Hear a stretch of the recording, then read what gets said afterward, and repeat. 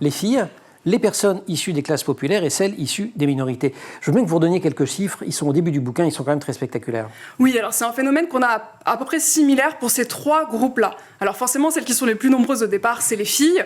C'est normalement la moitié de la population, mais au lycée, c'est même un petit peu plus. On a 54% de filles. Et en fait, elles disparaissent à chaque étape. C'est-à-dire quand on regarde qui fait encore des mathématiques en première, puis en terminale, alors là, actuellement, on est autour de 40%, donc on perd quelques filles. Et puis si on continue dans les parcours, si on va dans le supérieur, on en perd encore. On est sous les 30% de filles, par exemple, dans les classes préparatoires, maths physique ou à l'université. Comme je ne suis pas très bon en maths, mais que je suis très bon en approximation, ça fait quand même quasiment la moitié de perte. Pas tout à fait, il faudrait que ce soit 60-40, 60-30, mais bref.